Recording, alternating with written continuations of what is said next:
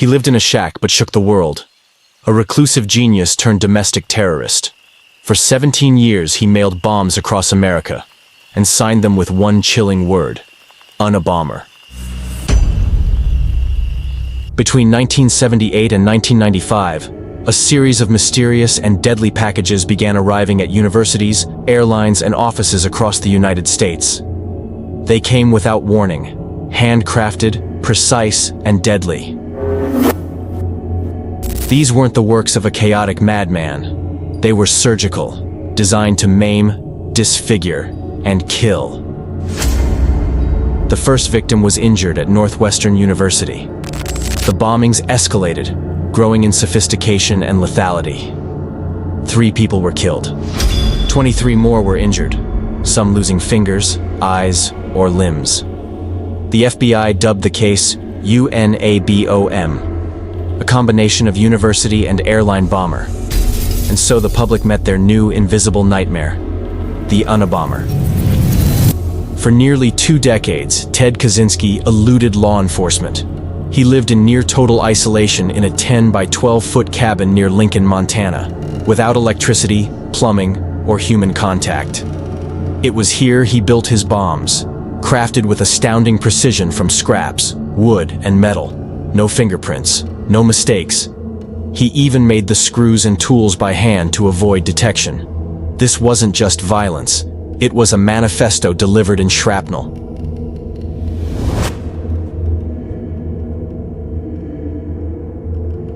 In 1995, everything changed.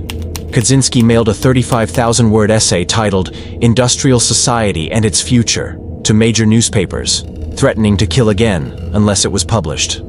It was a manifesto against the modern world, against industrialization, technology, and what he called the erosion of human freedom. The document was chilling, articulate, and strangely persuasive. He argued that technological advancement would enslave mankind and that violent resistance was the only answer. But woven through the logic were signs of paranoid delusion, beliefs that he alone saw the truth, and that society was blind to its own collapse. Ted Kaczynski was a textbook case of complex psychological pathology masked by intellectual brilliance. Paranoid schizophrenia. His writings revealed classic symptoms: delusions of grandeur, paranoia, and a belief in a secret, malevolent system of control. He believed technology was a force of evil, and that he was chosen to stop it. Obsessive-compulsive traits. His bombs were engineered with obsessive care.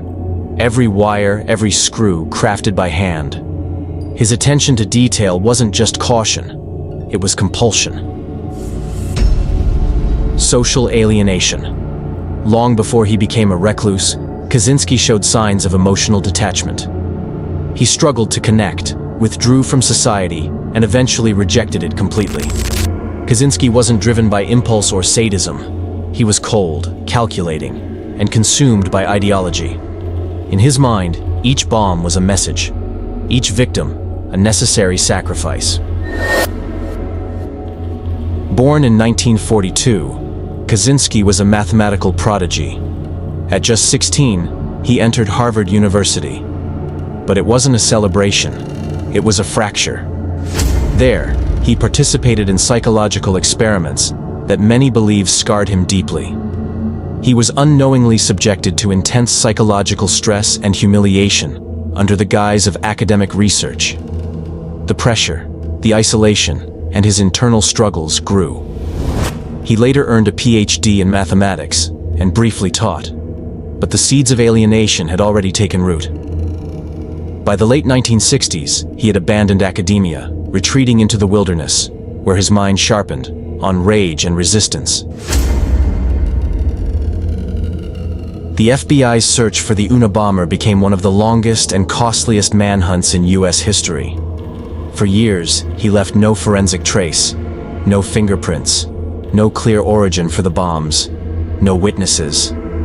But when his manifesto was published, it triggered a breakthrough. His brother, David Kaczynski, recognized the writing style and ideas, deeply familiar, painfully so.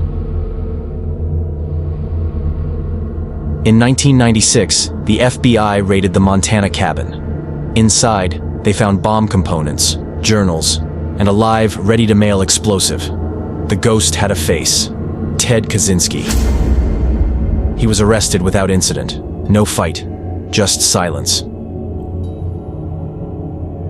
Kaczynski refused an insanity defense. He wanted to be seen as rational, ideological, not insane. In 1998, he pled guilty to all charges and received life in prison without the possibility of parole. Tonight, the man nicknamed the Unabomber, who terrorized the nation with a bombing campaign for almost 20 years, is dead. Ted Kaczynski, serving 4 life sentences plus 30 years, found unresponsive in his North Carolina prison cell early this morning. Sources familiar with the incident telling ABC News Kaczynski's death is being investigated as a possible suicide. The 81-year-old Harvard-educated mathematician who was transferred to a medical prison facility 18 months ago for poor health admitted to 16 bombings from 1978 to 1995, killing 3 people and injuring 23 others. He died by suicide in 2023 while incarcerated. To this day, debate lingers about his manifesto. Was he a madman or a prophet corrupted by his own mind? He remains a symbol of the intersection between brilliance and madness, of how radicalization can warp genius into destruction. He wanted to change the world, but in the end, all he left were scars and the echo of a typewriter in a forest of silence.